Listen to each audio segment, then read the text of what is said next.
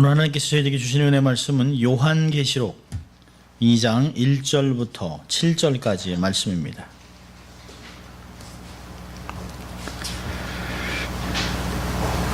요한계시록 2장 1절부터 7절까지의 말씀입니다. 제가 봉독해 드립니다. 에베소 교회의 사자에게 편지하기를 오른손에 7뼈를 붙잡고 7금 촛대 사이에 다니시는 이가 가라사대 내가 내 행위와 수고와 내 인내를 알고 또 악한 자들을 용납치 아니한 것과 자칭 사도라 하되 아닌 자들을 시험하여 그 거짓된 것을 내가 드러낸 것과 또 내가 참고 내 이름을 위하여 견디고 게으르지 아니한 것을 아노라. 그러나 너를 책망할 것이 있나니 너희 처음 사랑을 버렸느니라. 그러므로 어디서 떨어진 것을 생각하고 회개하여 처음 행위를 가지라. 만일 그리하지 아니하고 회개치 아니하면 내가 내게 임하여 내 촛대를 그 자리에서 옮기리라. 오직 내게 이것이 있으니 내가 니골라당의 행위를 미워하는도다. 나도 이것을 미워하노라. 귀 있는 자는 성령이 교회들에게 하시는 말씀을 들을지어다. 이기는 그에게는 내가 하나님의 낙원에 있는 생명나무의 과실을 주어 먹게 하리라. 아멘. 하나님의 말씀입니다. 여러분 그 뒤에 요약되어 있는 것 혹시 안집사님이 나눠주시면 없는 분 보시면 좋겠습니다. 오늘부터 7번 동안 계시록에 나와 있는 7교회들을 보려고 합니다.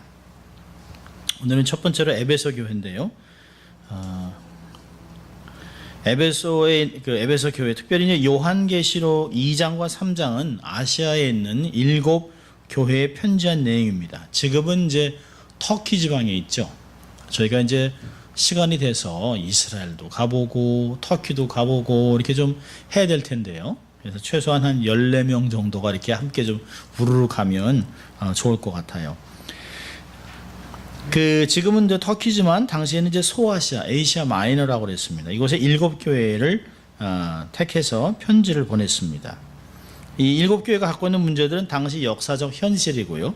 또 그것이 어느 시대나 어느 또 곳에서나 일어날 수 있는 교회가 갖고 있는 신앙상의 문제들과 지켜야 할 내용들이 있기 때문에 이 교회들이 뽑힌 것이라고 볼 수 있습니다.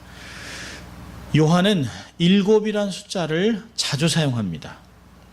요한복음이나 요한계시록을 보면 7이란 단어가 많이 나와요.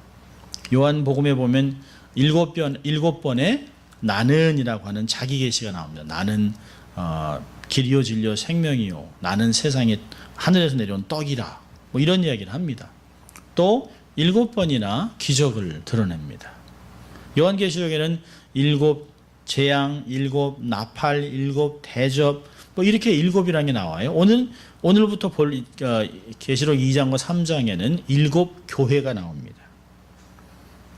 그 요한이 사용한 7이란 숫자의 의미는 전체를 의미합니다.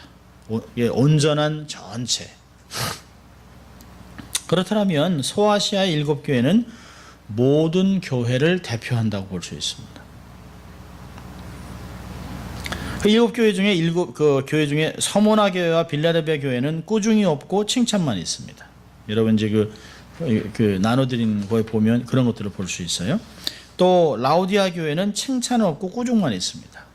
나머지 교회들은 칭찬이 나오고 꾸중이 나오는 그런 공통된 내용의 형식을 취하고 있습니다. 7교회 전체에 보낸 내용들을 보면 주로 이제 4가지 큰 표현이 나오는데요. 깨어있으라, 주의하라, 회개하라, 충성하라 이런 단어들을 사용하고 있습니다. 그러니까 신자들이 꼭 기억해야 될 것, 또 신자들이 주의해야 될 것, 신자들이 반드시 자기의 삶을 돌아보고 잘못된 것을 회개해야 되는 내용들, 또 하나님께 어떻게 충성해야 되는 것을 이야기하고 있습니다. 웨스트민스터 신학교에는 버런 포이트레스라고 하는 교수는 7교회를 향한 편지의 내용을 다음과 같은 순서로 정리했습니다. 보면 7가지가 순서대로 나와 있어요. 첫째로 보면 수신자라고 합니다. 수신자. 어느 있는 교회의 사제에게 편지하기를. 보면 2장 1절에 에베소 교회의 사자에게 편지하기를, 2장 8절에 서모나 교회의 사제에게 편지하기를, 12절에 버가모 교회 사자에게 편지하기를, 18절에 루아디라 교회 사자에게 편지하기를. 3장 1절에 사대 교회 사자에게 편지하기를. 3장 7절에 빌라델비아 교회 사자에게 편지하기를. 3장 14절에 라오디에게 교회에게 편지하기를. 이렇게 수신자가 나오고 있습니다. 두 번째는 편지를 쓰는 분이 누구냐라고 하는 것들을 보여주고 있습니다. 그 에베소 교회 보면 오른손에 7뼈를 붙잡고 계시고 7 금초대 사이를 다니시는 그분이 말씀하신 것이에요. 또 2장 8절 보면 서문화 교회에게 편지 쓰신 분은 초미요 나중이요 죽었다가 살아나신 이가. 또 2장 12절 보면 좌우에 날선검을 가진 이가. 또 2장 18절 보면 그 눈이 불꽃 같고 발이 빛난 주석과 같은 하나님의 아들이. 3장 1절에서는요 하나님의 7년과 7별을 가진 이가. 또 3장 7절을 보면 거룩하고 진실하사 다윗의 열쇠를 가진 이, 곧 열면 닫을 리가 없고 닫으면 열 사람이 없는 그 이가 가라사대. 또 3장 14절에서는요 아멘이요 충성되고 참된 증인이요 하나님의 창조의 근원이시니가 가라사대. 이렇게 수신자와 또 편지를 쓰시는 분이 도대체 누군가를 드러내고 있습니다. 그리고 세 번째로는 내가 안다라고 하는 단어를 쓰고 있습니다. 2장 2절과 3절을 보면 이들의 수고와 행한 인내를 안다. 2절과 3절에 얘기하고요. 안다는 단어를 두 번 사용하고 있습니다. 내가 너의 인내를 알고, 또 3절에 보니까 게으르지 아니한 것을 내가 안다 얘기하고 있습니다. 또 서문화 교회에게는요 9절에 보면 그런 얘기하고 있어요. 내가 내 환난과 궁핍을 아노니. 또 실상은 내가 부유한 자니라. 자칭 유대인이라는 자들의 회방도 안다. 실상은 유대인이 아니라라고 얘기하고 있습니다. 또 13절에는요 그 버가모 교회는 내가 어디 사는 것을 내가 알고 있다. 또 19절에 가서는 그 도아디라 교회에서는 내가 내 사업과 사랑과 믿음과 섬김과 인내를 아노니. 하나님이 정확하게 알고 있어요. 모든 교회들마다 수신자로 쓰고 그 다음에 그 편지를 쓰신 어떤 분인지 그리고 안다라고 단어를 씁니다. 여기서 안다라고 하는 단어를 재밌는 단어를 썼습니다. 보통 기노스코라고 하는 단어를 쓰면서 경험으로 안다라고 하는 단어를 쓰는데요. 여기서는 오이다라고 하는 헬라 단어를 씁니다. 그건 전체적으로 처음부터 다 알고 있다는 것이에요. 경험하지 않았지만 불꽃 같은 눈으로 처음과 끝까지를 한눈으로 다 보고 속속들이 알고 있다라고 하는 헬라어 단어를 사용하고 있습니다. 그리고 네 번째로는 이제 평가를 해요. 각 교회들마다 평가를 합니다. 칭찬도 하고 책망도 하고. 그리고 다섯 번째는 약속이나 위협을 합니다. 나는 너희들에게 이렇게 할 것이다. 너희들이 돌이키지 않으면 너희들이 촛대를 옮기겠다. 뭐 이런 이야기를 경고를 하고 있습니다. 그리고 그 아주 중요한 것들을 얘기하고 있어요. 반복해서 아주 중요한 단어가 뭐냐면 이기는 자에게. 자 보세요 여러분. 이기는 자 마지막 절마다 항상 있습니다. 2장 그 7절에 보면 이기는 자에게 생명나무를 주겠다. 과실을 주겠다. 2장 11절에서는요. 이기는 자는 둘째 사망의 해를 받지 않는다. 또요. 2장 그 17절 보면 이기는 그에게는 내가 감췄던 만나를 주고 또 흰돌을 줄 터인다. 또요 2장 26절에 이기는 자와 끝까지 내 일을 지키는 자 그에게 만국을 다스리는 권세를 주겠다. 자 3장 5절에는요 이기는 자와 이와 같이 흰옷을 입을 것이요. 이기는 자는 그런 것을 얘기하고 있다는 것이에요. 또 3장 12절에 이기는 자는 내 하나님 성전의 기둥이 되게 하리라. 또 3장 21절에 이기는 그에게는 내가 내 보좌에 함께 앉게 하여 주기를 내가 이기고 아버지 보좌에 앉는 것과 같이 하리라 이야기하고 있습니다. 마지막으로 이 편지의 패턴의 마지막은 뭐냐면 귀 있는 자는 성령이 교회에게 하시는 말씀을 들으라 라고 한 말을 2장 7절, 11절, 17절, 29절, 3장 6절, 13절, 22절 이렇게 7번씩 얘기하고 있습니다. 그러니까 편지가 마치 그 당시에 로마 시대에 쓰는 편지의 포맷을 그대로 갖고 있습니다. 수신자, 발신자, 그리고 어떤 것을 알고 있다라고 하는 친밀한 내용을 얘기하고요. 그 다음에 평가를 하고 약속하고 위협을 하고 그 다음에 또 하나 놀라운 걸 약속을 줍니다. 이기는 자는, 그리고 귀 있는 자는 제발 들으라, 깨달으라고 얘기합니다. 사실 이 편지의 모든 것의 초점은 너희들은 비록 이런 상황이지만 이기게 된다라고 하는 걸 얘기하고 있는 것이에요. 교회는 승리하는 교회라는 것이에요. 비록 힘들고 어렵고 하나님께 책망을 받긴 하지만 결국은 이기는 자가 되는 것은 이긴 자가 예수님이기 때문에, 그 교회의 머리 대신 그리스도 때문에 세상에서 반드시 이기게 될 것을 약속하고 있습니다. 그러나 그렇다고 해서 이 모든 교회가 끝까지 존재했느냐? 아닙니다. 결국에는 그 하나님의 약속에도 불구하고 한 세기, 두 세기 지나면서 교회는 흔적마저 없이 사라졌던 것을 볼 수 있습니다.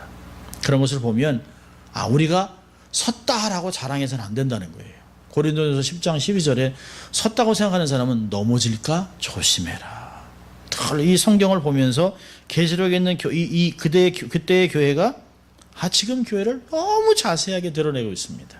지금도 교회들 하나하나 보면 7교회 중에 하나예요. 아니면 어떻게 섞여 있기도 하고 2개, 3개 섞여서 지금 현재 교회를 형성하고 있는 것들을 볼 수 있습니다. 저희가 쭉 다르게 했습니다만은 계시록 7교회의 이제 명칭을 든다면 에베소 교회는 첫사랑을 잃은 교회, 서문화 교회는 핍박을 당하는 교회, 버가모 교회는 세상의 공격을 당하는 교회, 네 번째로 두아디라 교회는 음행에 빠진 교회, 사대 교회는 죽은 교회, 빌라델비아 교회는 승리한 교회, 라오디아 교회는 문제를 모르는 교회. 뭔지 몰라요.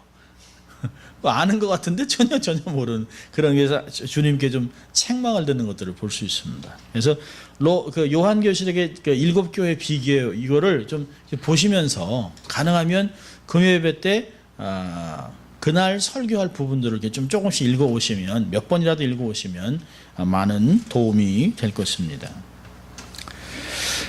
에베소 교회는 칭찬과 책망이 있는 교회예요.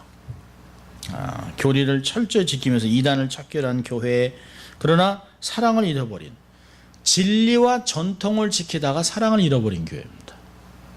쉽게 얘기하면 진리의 잣대로 계산하고 잘라서 다 쫓아내서 결국은 사람을 잃어버리고 사랑이 없는 교회, 차가운 교회를 이야기하고 있습니다.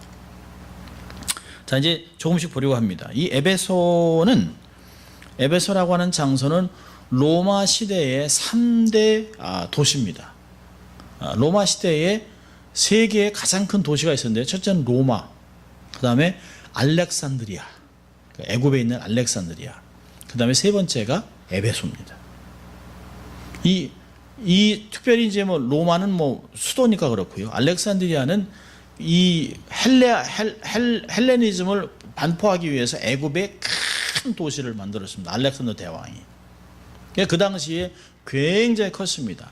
알렉산드리아에 최고의 도서관이 있었는데요.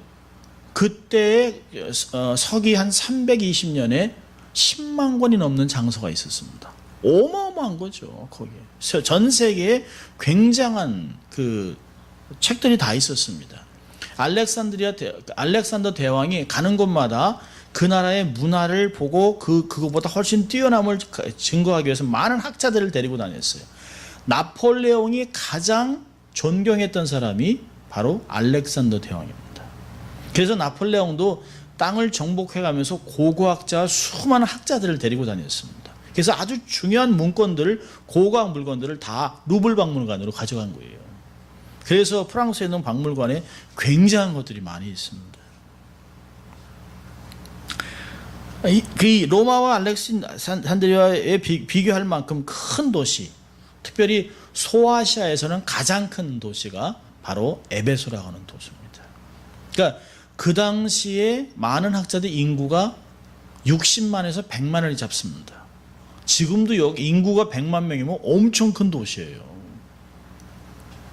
그 엄청난 큰 도시, 특별히 로마에 대한 충성과 봉사를 인정받아서 자치도시입니다. 로마 군인이 주둔하지 않습니다. 가끔 총독이 방문해서 회의를 주재하고 또 그런 아주 자유로운 도시입니다. 에베소는 유명한 게 아데미 신전이 있습니다. 아데미 여신을 섬기고 수많은 우상들이 있었는데 그 중에 가장 이제 두드러진 것이 아데미 신전입니다. 오죽하면 우상을 팔아서 먹고 사는 사람이 그렇게 많은지 몰라요. 그러니까 이 도시가 바울에 의해서 복음이 증거되고 수많은 사람이 개종을 하게 되니까 우상을 팔던 사람들이 장사가 안 돼요. 먹고 살 길이 없어요.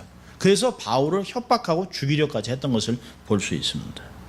아주 그냥 그 우상을 섬기던 사람들이 변하니까 또 광적으로 변합니다. 사람들이 얼마나 확 변하는지 몰라요. 그래서 도시가 너무 빠른 속도로 예수를 믿는 속도가 늘어나니까 우상을 사질 않습니다. 그러니까 우상을 만드는 사람들이 자기들이 삶이 안 되니까 그 그리스도인들을 핍박하는 일들이 벌어집니다. 에베소는 그 에베소 원주민들과 헬라 사람들 그리고 헬라계 주민들과 함께 디아스포라한 유대인들이 섞여 살았습니다. 이 에베소는 사도 요한이 반모섬에 유배되기 전까지 목회를 하던 곳이에요.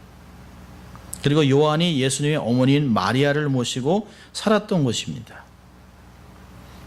그것을 찾지 못하다가 1860년대 한 수녀가 하나님께 계시를 받고 마리아의 집이 있었다라고 하는 계시를 받았어요. 그래서 그 수녀의 제자 둘이 그 에베소를 찾아갑니다. 에베소를 찾아가서 터키에 가서 수소문 하다가 어느 정서를 딱 찾았는데요. 거기에 마리아의 집이라고 하는 집이 있습니다. 그러니까 지금은 그 요한이 마리아를 모시고 그 에베소에 왔을 때 에베소에 있는 교인들이 아주 열광을 했습니다. 그리고 그 마리아를 위해서 가장 공기도 좋고 좋은 그 산 중턱에 바닷가를 내려보는 곳에 집을 하나 마련해 줬어요. 거기가 마리아의 집인데요. 지금은 카톨릭의 성지입니다. 그래서 성지순례를 갑니다. 성지순례를. 그런 아주 역사가 깊은 곳입니다. 거기서 마리아가 이제 에베소서의 서생을 떠났습니다. 사도 요한이 에베소서 60마일 떨어져 있는 반모섬. 여러분이 이제 이렇게 지도 이렇게 보시면 지도에 보면 이게 성지순례하는 마크예요. 그래서 제가 따왔는데 반모섬에서부터 에베소까지의 에베소의 서문학교까지가 73km, 서문학교에서 버가모까지가 115 이렇게 보면 서큘러한 스타일이 있습니다. 이게 거의 원을 그리잖아요. 원형을 그리잖아요. 그거는 그 당시에 원형을 그린다는 건 그 전체를 드러낸다고 하는 얘기예요.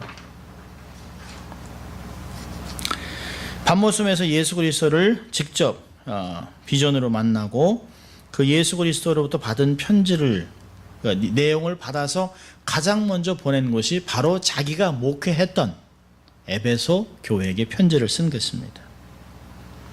에베소 교회는 교리를 신실히 붙잡았는 요즘 말로 하면 정통파 교회입니다.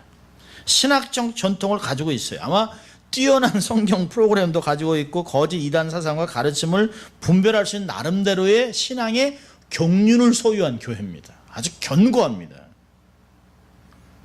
우리가 이렇게 교회를 이렇게 얘기하면 좀 안 좋습니다만은 아주 드라이한 교회예요. 드라이한 교회. 예를 들면 이제 고신파, 이제 그 교회 중에 장로 중에서 아주 그 드라이한 고신파, 성령의 은사도 부인하고 뭐 그냥 그런 겁니다. 외견성으로 볼 때 에베소 교회는 칭찬을 받아 마땅한 교회예요. 이거 보면 2절 보면 여러분 보세요. 이제 계시록 2장 2절을 보면 내가 내 행위와 수고와 내 인내를 알고, 행위와 수고는 적극적인 거죠.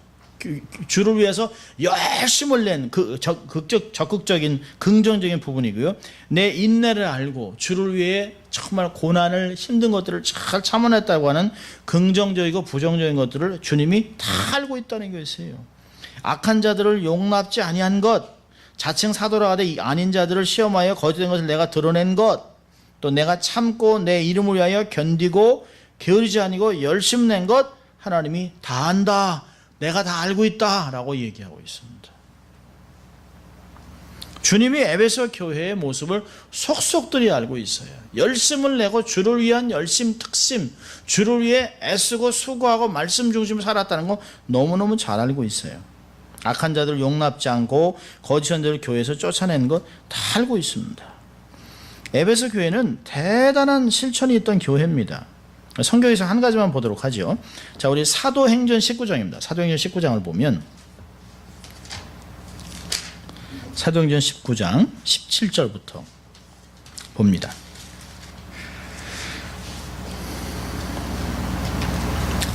우리 같이 읽죠. 사도행전 19장 17절부터 19절까지 시작.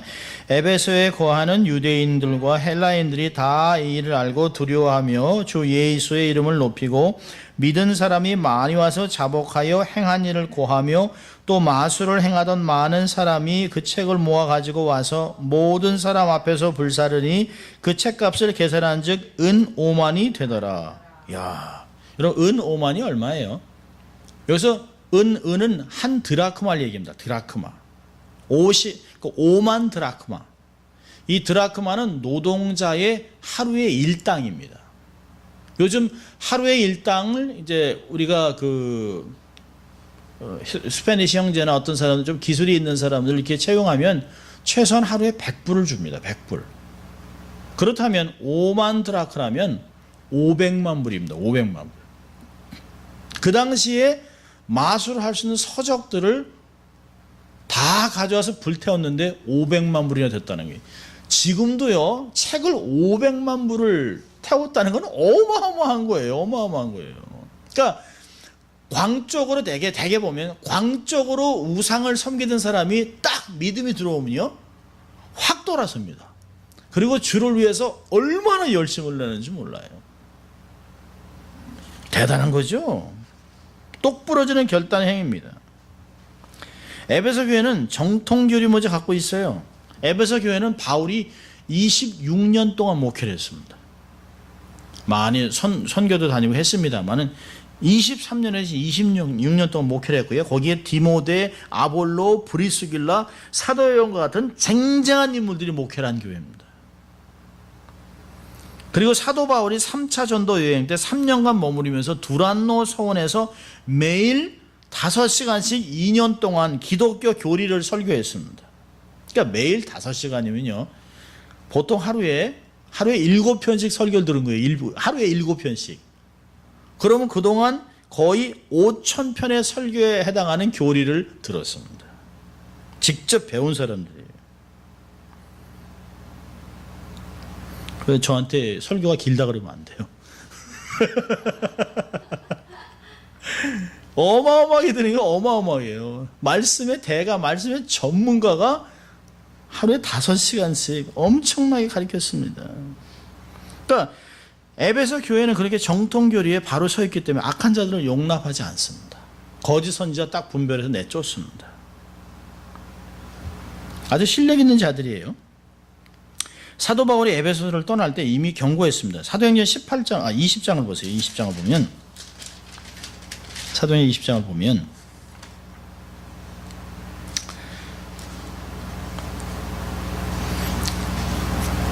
20장 보면 27절부터 보면, 내가 꺼리지 않고 하나님의 뜻을 다 너에게 전하였습니다. 너희는 자기를 위하여 또는 온 양떼를 위하여 삼가라. 성령이 저들 가운데 너희로 감독자를 삼고 하나님이 자기 피로 사신 교회를 치게 하셨느냐. 내가 떠난 후에 흉악한 이리가 너에게 들어와서 그 양떼를 아끼지 아니하며 또한 너희 중에서도 제자들을 끌어 자기를 쫓게 하려고 어그러진 말을 하는 사람들이 일어날 줄을 내가 아노니, 그러므로 너희가 일깨어 내가 3년이나 밤낮 쉬지 않고 눈물로 각 사람을 훈계한 것을 기억하라. 지금 내가 너희를 주와 및 그네의 말씀에 부탁하노니 그 말씀이 너희를 능히 든든히 세우사 거룩히 하심을 입은 모든 자 가운데 기업이 있게 하시리라. 대단한 거죠. 에베소 교회에게 유독히 애정을 표현을 많이 했습니다.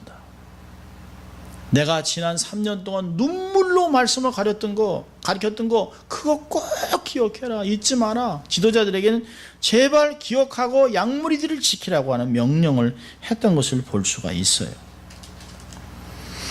에베소 교회는 그래서 이 바른 교리에 착실하게 교회를 지켜나갔습니다. 그리고 정확한 잣대를 갖고 있었습니다. 대단한 행함과 바른 교회를 갖고 있었던 교회입니다. 보면 에베소 교회는 평균 수준을 넘은 좋은 교회예요. 어떤 면에서는 평가할 때 신학적으로, 전통적으로, 이거 교리적으로 보면 아주 수준 높은 교회입니다. 역시 배운 것만큼 지켜나가는구나, 건강한 교회구나 라고 하는 이야기를 할 수가 있어요. 꽤 괜찮은 교회예요. 그런데 계시록 2장에서는 이런 엄청난 교회에게 하나님이 이야기하고 있어요. 그러나, 여기 보면 그런데, 그러나라고 하는 단어가 중요합니다. 4절 보니까 그러나 너를 책망할 것이 있다. 이렇게 열심을 내고 수고하고 진리를 지키고 애를 쓴 교회에 대해 한 가지 책망할 것이 있다라고 얘기합니다. 뭡니까?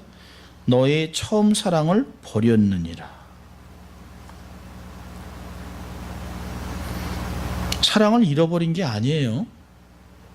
잘 보셔야 돼요. 사랑을 어떤 자기의 목적에 의해서 버렸다는 거예요. 그러니까 우선순위를 바꿨다는 거예요. 삶에서 패턴을 바꿔놨다는 거예요. 처음 사랑을 버렸다. 주님과 첫사랑의 로맨스를 잃어버린 교회, 버린 교회. 선한 행위와 수고로 어려움을 인내할 수 있었지만 결코 그것을 사랑으로 감당하지 않았습니다. 의무감으로 감당했습니다.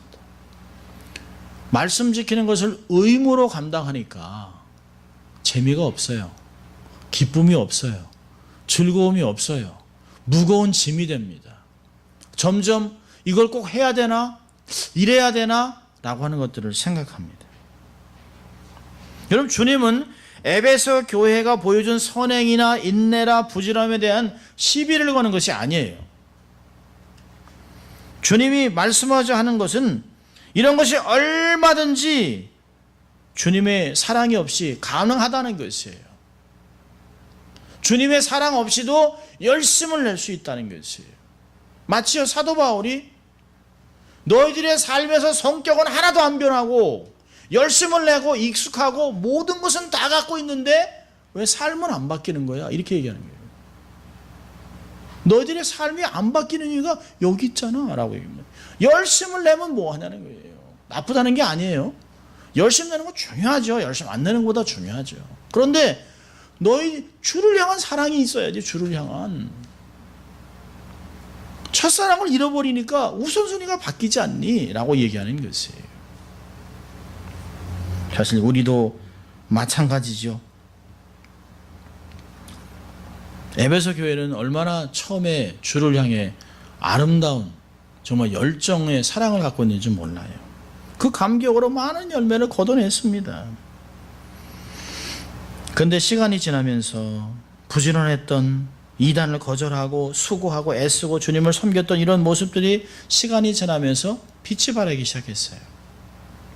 점점 모습이 변해가고 있습니다. 외형적으로는 아무 변함이 없어요. 오히려 외형적으로는요, 더 나아지고 뭐 페인트 칠도 새롭게 하고 건물도 새로 짓고 막 교실도 더 짓고 막 교회는 아주 그냥 극적으로 부흥했는지 몰라요. 여러분, 에베소라고 한 것은 그 옛날에 2만 5천 명이 앉아서 음악을 들을 수 있는 음악당이 있었습니다. 원형 뮤지컬이 있었어요. 별의별 게 다 있었습니다. 최고의 체육관이 있었고요. 최고의 그 사우나가 있었습니다. 뭐 위스파 몇 배나 되는 것도 있어요. 수십 배 되는 그런 게 있습니다.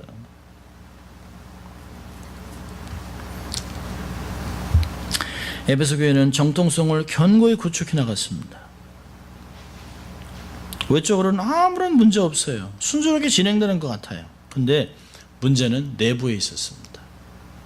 어느 순간부터인가 그들의 내면은 점차 하나님을 향한 사랑에서 자꾸 멀어져 가고 있었습니다.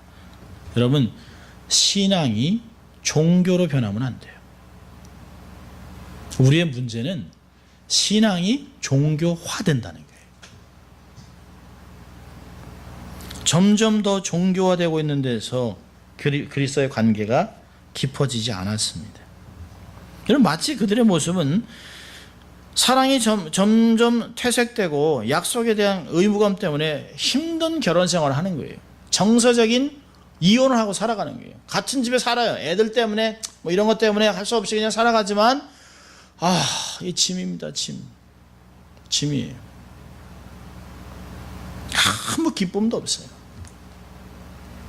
여러 가지 이유 때문에 할 수 없이 결혼을 유지하는 그런 모습입니다. 겉으로 볼 땐 말짱하죠.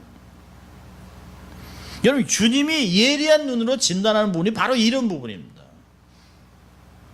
아무리 주님을 향한 전통적인 견해를 갖고 있어도 주님과 동행하지 않으면 무슨 소용이 있냐는 거예요. 온전한 기독교인이 아니라는 거죠. 심각하게 병이 들어있다는 거예요. 지금 현대인의 성도들의 병이 이런 병 아닙니까? 익숙해요. 뭐든지 익숙해요. 좋은 건 다 갖고 있습니다. 웬만하면 성경책 몇 권씩 갖고 있어요. 웬만큼 다 들었습니다. 설교 얼마나 많이 들었는지 몰라요. 아는 것 얼마나 많은지 몰라요. 근데 삶에서 변화가 없어요. 왜요? 주를 향한 뜨거운 열정이 없어요. 정말 기도하고 말씀 보고 묵상하고 정말 중보기도 하고 이런 열심들이 사라져 버렸어요. 최소한 미니마이즈 되어 있습니다. 모든 것들은 최소한 하고 있어요. 왜요? 뭐 때문에요? 우선순위가 바뀌었어요. 하나님을 사랑함이 세상을 사랑으로 바뀌어버렸습니다. 주를 사랑할 때는 모든 것이 다 주를 위해서 살려고 했죠. 주님께 봉사하는 것, 주님께 헌신하는 것, 주님께 드리는 게 하나도 안 아까워요. 어떻게 하면 주님께 더 드릴까? 더 헌신할까? 더 열심을 낼까? 어떻게 더 알기 위해서 주님 더 알기 원해요라고 하는 그런 갈망도 있어서 주를 생각하면 눈물이 나고 막 감격하고 막 기쁨이 있었습니다. 이제부터는 주님도 생각이 안 나요. 하루 종일 말씀도 안 읽고 지나가요. 그래도 교회 직분을 가지고 삶을 살아가요. 껍데기는 완벽해요. 그리고 열심을 내고 있다는 거죠. 근데 주님은 중심을 보시는 하나님이기 때문에 우리 마음에 껍데기 신앙은 중요하지 않다는 거예요.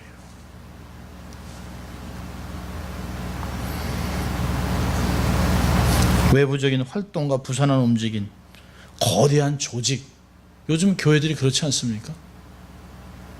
뭐 우리가 자랄 때 대형 교회가 어디 있었습니까? 대형 교회 끼케야 뭐 몇십 명 모이고 뭐 한 100명, 150명 모이면 큰 교회예요. 큰 교회.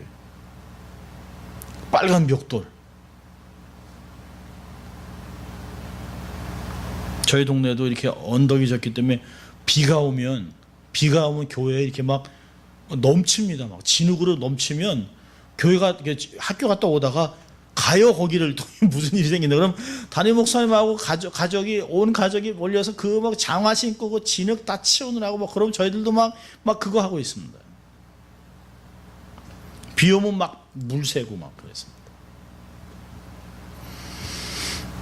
그런데 지금은 교회가 엄청나요. 몇천억 쓰려서 교회를 드립니다. 뭐 대리석으로 막 바닥을 깔아 놓습니다. 거대한 조직, CEO입니다. 회사 엄청납니다.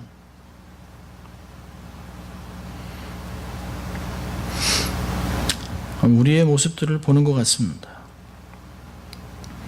교리적 순기를 지키면서 처음 사랑을 잃어버려가지고 우리의 모습이 그렇지 않는가. 주님과 깊은 사랑이 점검되지 않은 채 시간이 갈수록 익숙해지는 교회 생활. 주의 일을 나름대로 열심히 감당할 수 있습니다. 여러분 기억하세요. 타락의 종착역은 죄를 짓는 거예요. 타락의 시작은 사랑이 식는 겁니다. 하나님을 향한 사랑이 식으면 타락이 시작되는 것이에요.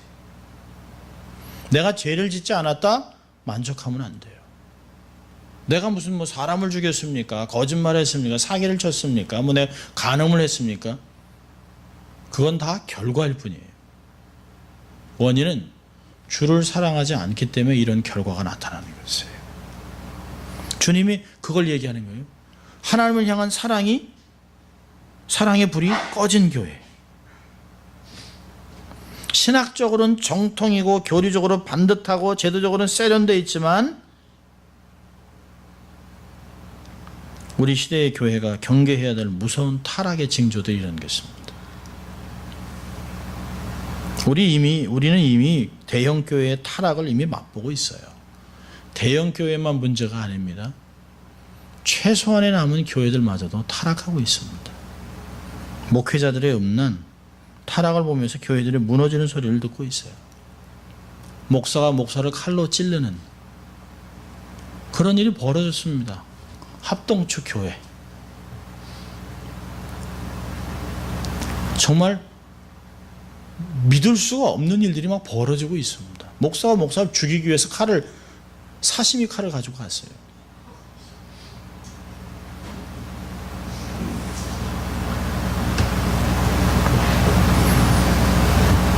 세상인지 교회인지 알 수가 없어요. 알 수가 없어요.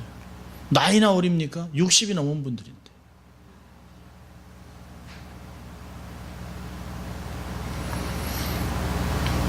교회들이 와르르 무너지고 있습니다.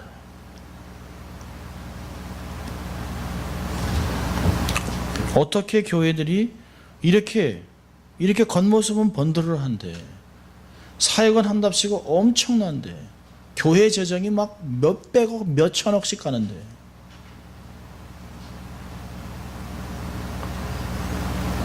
그냥 이루어진 건 아니죠. 교인들은 얼마나 열심을 냈을까요? 그렇게 교회가 되기 위해서 모든 성도들은 피가 묻은 헌금을 주께 드린 것이에요. 그리고 그들은 스스로 만족합니다. 나는 어느 교회 다녀. 나는 어느 교회 집사야, 장로야, 목사야 이러고 다닙니다. 근데 하나님은 우리에게 얘기하는 거죠. 내가 정말 나를 사랑하느냐? 라고 물어보시는 것이. 내가 이 모든 것, 이 건물, 이 직분, 이 권세 이런 것보다 내가 나를 사랑하느냐? 라고 주님이 오늘 또 물어보시는 거예요. 4절까지를 보면 정말 촛대를 옮기겠다고 5절까지 주님이 엄청난 이야기를 하고 있습니다. 자, 그렇다면 에베소 교회가 다시 살아날 수 있는 길은 뭘까요? 그것은 주님의 권고에 귀를 기울이는 방법밖에 없습니다. 여기 보면 아주 중요한 단어들이 있어요. 생각하고 회개하여 처음 행위를 가지라. 세 가지 얘기하고 있습니다. 3R's. Remember, repent, and redo.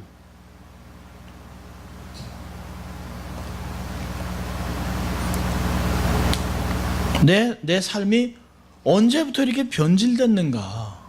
언제부터 주를 생각하는 마음이 왜 없지? 나는 왜 주님 생각해도 눈물이 안 나지? 난 주님 생각해도 감사가 없지? 이걸 돌아보라는 거예요. 왜 그런지. 여기서 생각하는 단어는 뭘까요? 기억하라는 거예요. 기억하라. Remember.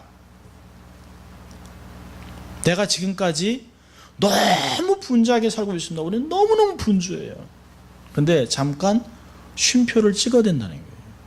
잠깐 멈춰서 제 삶을 쭉 돌아보는 거예요. 내가 왜 주를 향한 열심이 왜 식었지? 왜 그렇지? 라고 자기를 성찰하는 시간이 필요합니다. 왜 어떻게 하면 감격을 회복할 수 있을까? 왜 내 신앙은 이렇게 하나님을 향한 사랑이 식었을까? 왜 처음에 주를 향한 감동이 왜 이렇게 없을까라고 생각하고 돌아보라는 거예요. 기억하라는 것이. 두 번째는요. 처음 시점으로 돌아가려면 회개해야 됩니다. 회개는 뭐예요? 방향전환입니다. 방향전환. 저는 이것을 우선순위를 잡는다고 저는 생각합니다. 전적인 방향전환을 의미하는 말이에요. 그리스도에 대한 사랑을 확인하고 회복하는 길은 돌아서는 것입니다. 만일 회개치 않으면 촛대를 옮기겠다고 얘기했습니다. 무서운 말씀이죠. 그런데 여러분, 촛대를 옮겼다는 말은 우리에겐 좀 낯선 음성으로 들립니다. 우리는 늘 그런 얘기 안 들어봤어요. 10년, 20년, 어떤 면에서는 적어도 한 20년, 30년까지는 교회가 대형화되면서 지옥, 형벌, 저주라는 설교가 없었습니다. 그저 뭐든지 잘 되는 거예요. 번영신학. 내가 믿으면 되는 것이에요. 내가 이렇게 선포하면 된다는 것이에요. 잘 되는 나. 그러니까 잘못되면 하나님의 저주 속에 있는 거예요. 그럽니까? 아니죠. 그렇지 않죠. 내가 무슨 잘못해서 병이 듭니까? 아니요. 그렇지 않습니다. 오늘 아침에 연락을 받았어요. 임삼신 목사님이 하늘나라 가셨습니다. 심장마비로 가셨어요.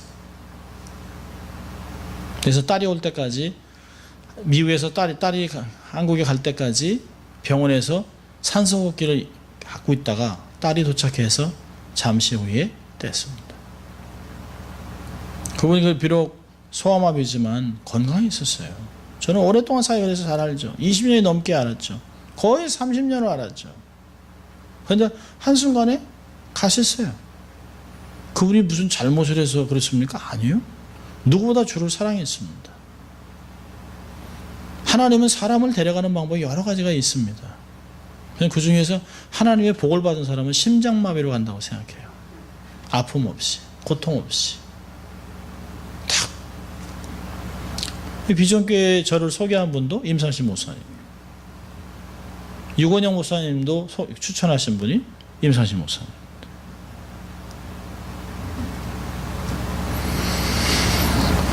쉽지 않죠. 쉽지 않는 현실입니다. 얼마나 많은 사람이 충격을 받는지 몰라요. 잠이 안 와요, 잠이. 주위에서 일어난 일들을 보면, 이제 하나님, 제가 서서히 삶을 좀 돌아보고 주를 위해 살아가는데 불필요한 것들을 좀 정리해야 되겠습니다. 생각과 함께 좀 삶이 가벼울 필요가 있다. 심플할 필요가 있다는 생각을 합니다.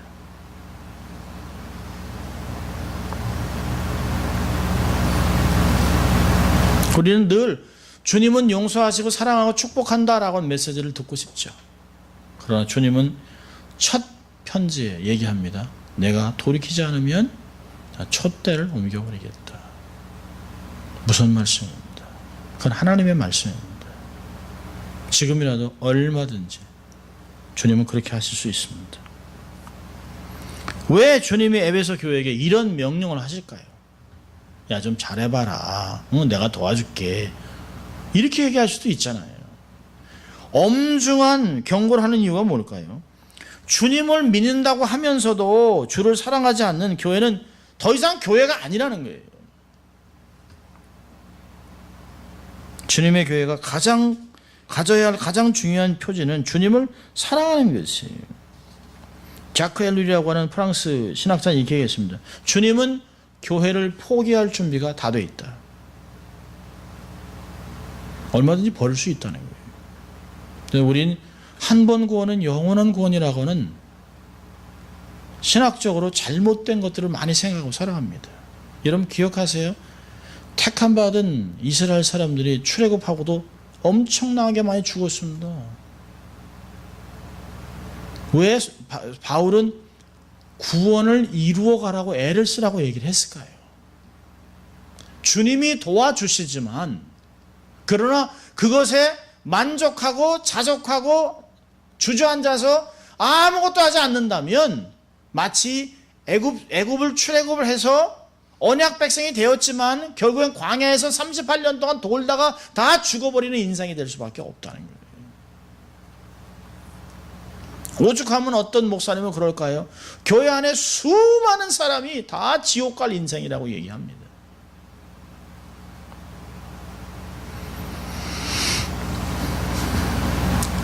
주님은 교회를 사랑하죠. 너무너무 귀하게 여기죠. 당신의 아들 예수 그리스도의 피값으로 교회를 사셨죠. 교회를 정말 세상에 제사장 역할을 감당하도록 세상에서 고난을 당하지만 잘 견뎌내면서 복음을 증거하고 십자가를 자랑하는 그 공동체가 되기를 소원하는 거예요. 세상에서 잘 먹고 잘 살고 정말 떵떵거리고 세상 사람하고 똑같이 살아가는 그런 모습이 아닌,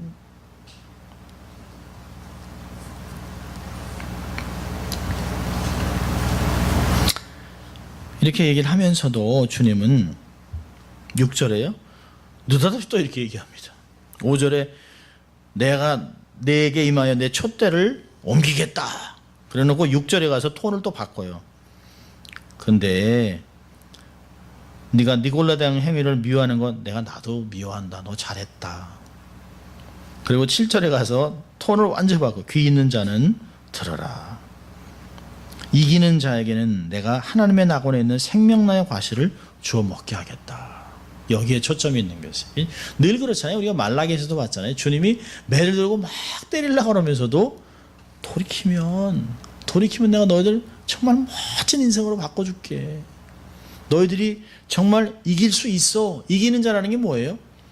요한일서 5장 4절에 했잖아요. 누가 세상을 이기냐는 거예요? 예수 그리스도를 믿는 믿음.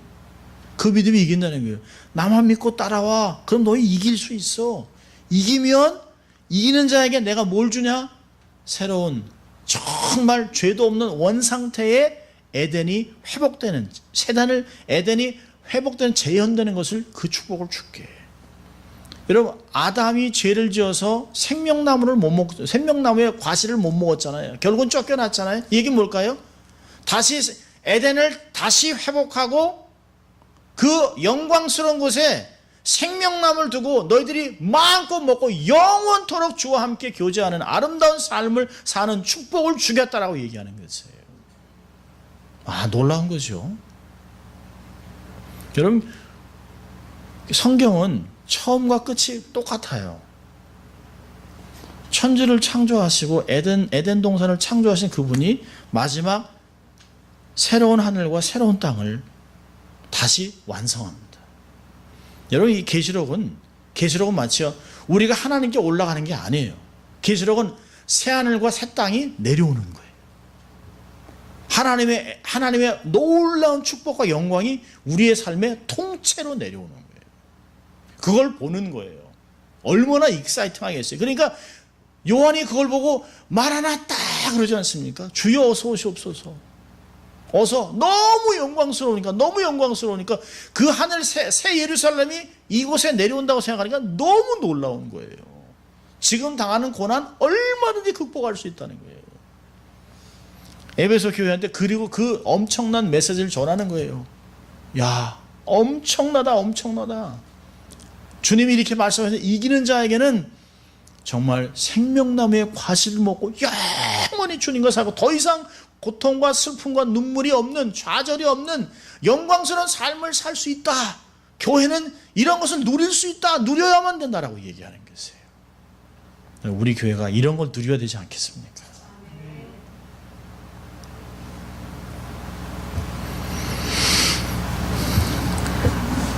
이기는 자가 되라라고 강조하고 있습니다. 자동이로 되는 것은 아니에요. 주님이 하시지만 우리도 믿음을 동원해야 합니다.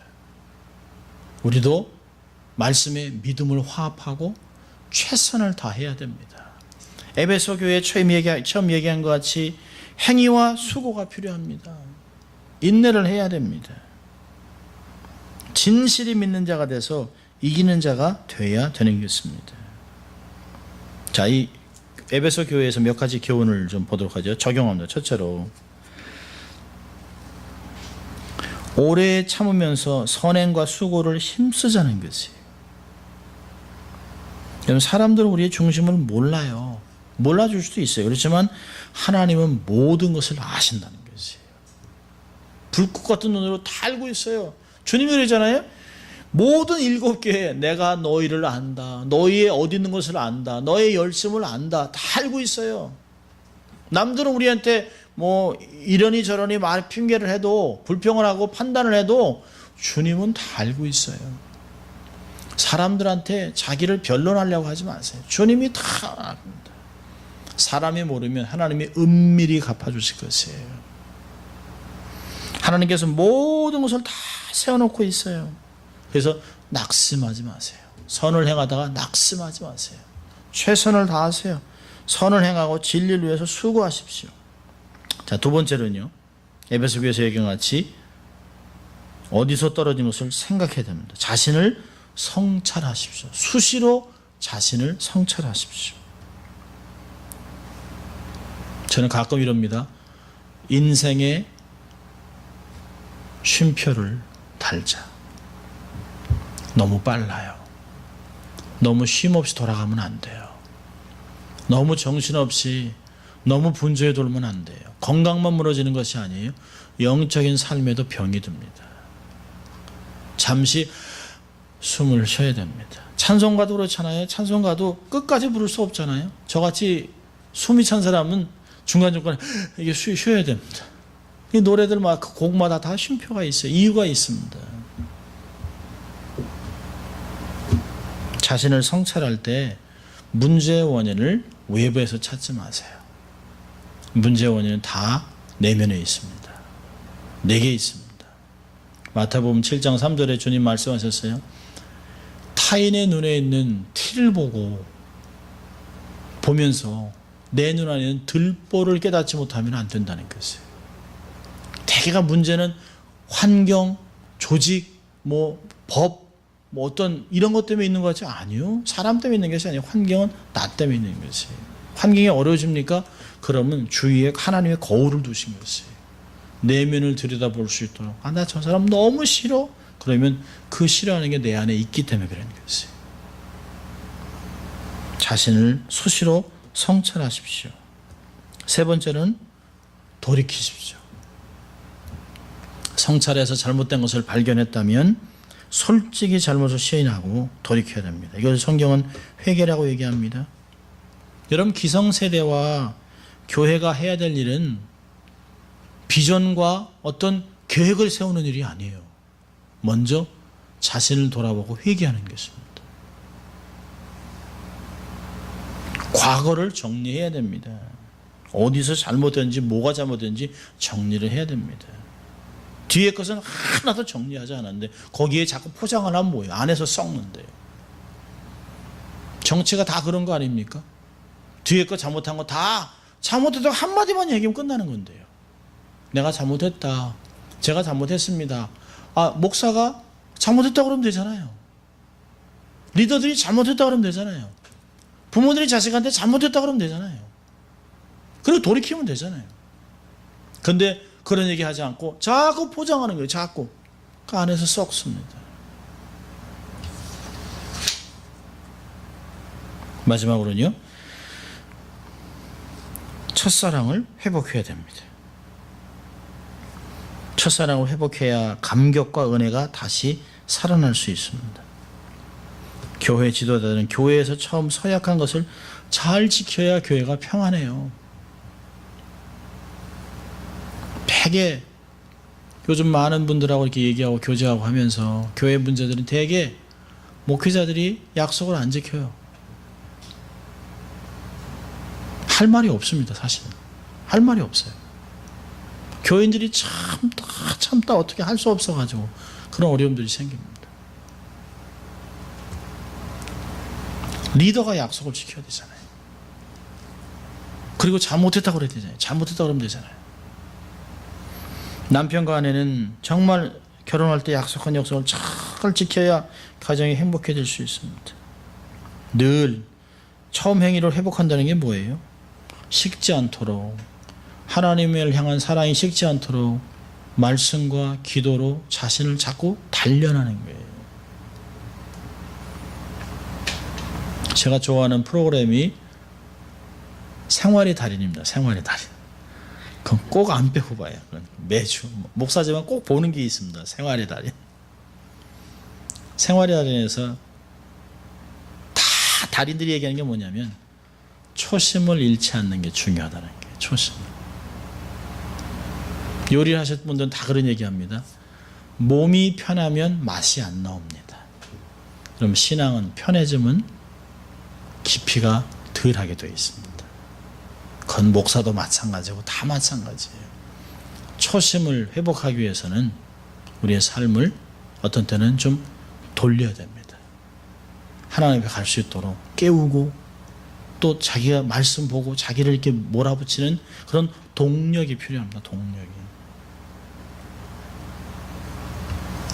우리가 현재 뒤에 있으면 뒤로 물러가 있으면 책망을 피할 수 없어요. 에베소 교회에서 주시는 교훈을 딱 한 가지 찾는다면 저는 이러고 싶습니다. 시작보다 끝이 좋아야 된다. 용두사미가 되면 안 돼요. 시작보다 반드시 끝이 좋아야 된다. 에베소 교회에게 주는, 또 우리에게 주는 오늘의 저는 교훈이라고 생각합니다. 이 말씀을 생각하면서 하나님, 제가 선한 걸로 시작했습니다. 잘 마칠 수 있도록 도와주시고 첫사랑을 회복해서 더 열정적으로 살아가는 저희들 될 수 있도록 도와주십시오. 그런 마음으로 살아가는 여러분 될 수 있도록 주의 이름으로 축원합니다. 기도하겠습니다. 하나님 감사합니다. 오늘도 에베소 교회를 통하여 우리가 끝이 시작보다 좋아야 된다고 하는 것을 말씀하시고 주를 향한 첫사랑을 회복하기 위하여 우리가 어디서부터 떨어졌는가를 생각하고 회개하고 처음 행위를 가지고 이기는 자의 삶을 살아갈 수 있도록 하나님 축복하여 주시옵소서. 그래서 하나님의 영광을 이 땅에 드러내고 살아가는 저희들 다 될 수 있도록 하나님 축복하시고, 무엇보다 남가주 비전교회가 정말 에베소 교회에서 새로운 것들을 얻는 그런 건강한 교회가 될 수 있도록, 본질을 회복하고 사랑으로 충만해지는 교회가 될 수 있도록 주님 축복하여 주시옵소서. 감사하고 예수님 이름으로 기도합니다. 아멘.